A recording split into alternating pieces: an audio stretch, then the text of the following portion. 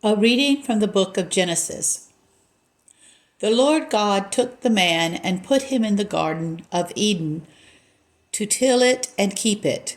And the Lord God commanded the man, "You may freely eat of every tree of the garden, but of the tree of knowledge of good and evil you shall not eat, for in the day that you eat of it you shall die." Now the serpent was more crafty than any other wild animal that the Lord God had made. He said to the woman, "Did God say, 'You shall not eat from any tree in the garden'?" The woman said to the serpent, "We may eat of the fruit of the trees in the garden, but God said, 'You shall not eat of the fruit of the tree that is in the middle of the garden, nor shall you touch it, or you shall die.'" But the serpent said to the woman, "You will not die, for God knows that when you eat of it, your eyes will be opened, and you will be like God, knowing good and evil." So when the woman saw that the tree was good for food, and that it was a delight to the eyes, and that the tree was to be desired to make one wise, she took of its fruit and ate. And she also gave some to her husband, who was with her, and he ate. Then the eyes of both were opened, and they knew that they were naked. And they sewed fig leaves together and made loincloths for themselves. Psalm 32. Happy are they whose transgressions are forgiven, and whose sin is put away. Happy are they to whom the Lord imputes no guilt, and in whose spirit there is no guile. While I held my tongue, my bones withered away, because of my groaning all day long. For your hand was heavy upon me day and night. My moisture was dried up as in the heat of summer. Then I acknowledged my sin to you,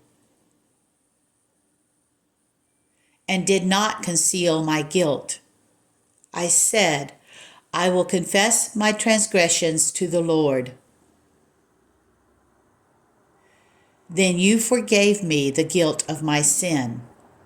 Therefore, all the faithful will make their prayers to you in time of trouble. When the great waters overflow, they shall not reach them. You are my hiding place. You preserve me from trouble. You surround me with shouts of deliverance. I will instruct you and teach you in the way that you should go. I will guide you with my eye. Do not be like horse or mule, which have no understanding, who must be fitted with bit and bridle, or else they will not stay near you.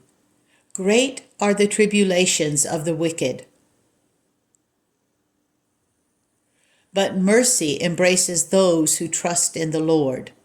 Be glad, you righteous, and rejoice in the Lord.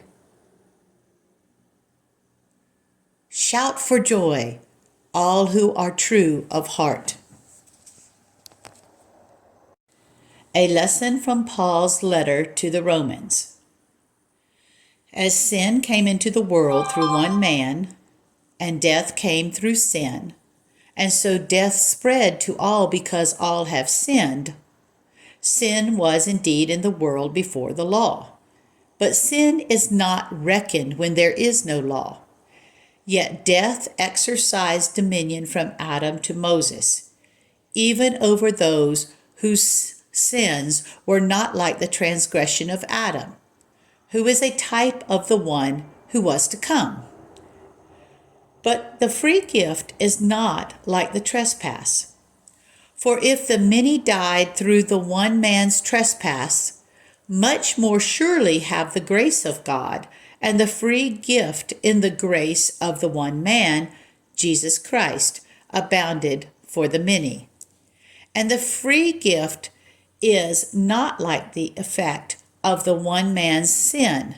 For the judgment following one trespass brought condemnation, but the free gift following many trespasses brings justification. If, because of the one man's trespass, death exercised dominion through that one, much more surely will those who receive the abundance of grace and the free gift of righteousness exercise dominion in the life through the one man, Jesus Christ. Therefore, just as one man's trespass led to condemnation for all, so one man's act of righteousness leads to justification and life for all. For just as by the one man's disobedience the many were made sinners, so by the one man's obedience the many will be made righteous. The Gospel according to Matthew. Jesus was led up by the Spirit into the wilderness to be tempted by the devil. He fasted 40 days and 40 nights, and afterwards he was famished. The tempter came and said to him, "If you are the Son of God, command these stones to become loaves of bread." But he answered, "It is written, 'One does not live by bread alone, but by every word that comes from the mouth of God.'" Then the devil took him to the holy city and placed him on the pinnacle of the temple, saying to him, "If you are the Son of God, throw yourself down, for it is written, 'He will command his angels concerning you, and on their hands they will bear you up, so that you will not dash your foot against a stone.'" Jesus said to him, "Again, it is written, 'Do not put the Lord your God to the test.'" Again the devil took him to a very high mountain and showed him all the kingdoms of the world and their splendor. And he said to him, "All these I will give you, if you will fall down and worship me." Jesus said to him, "Away with you, Satan, for it is written, 'Worship the Lord your God and serve him only.'" Then the devil left him, and suddenly angels came and waited on him.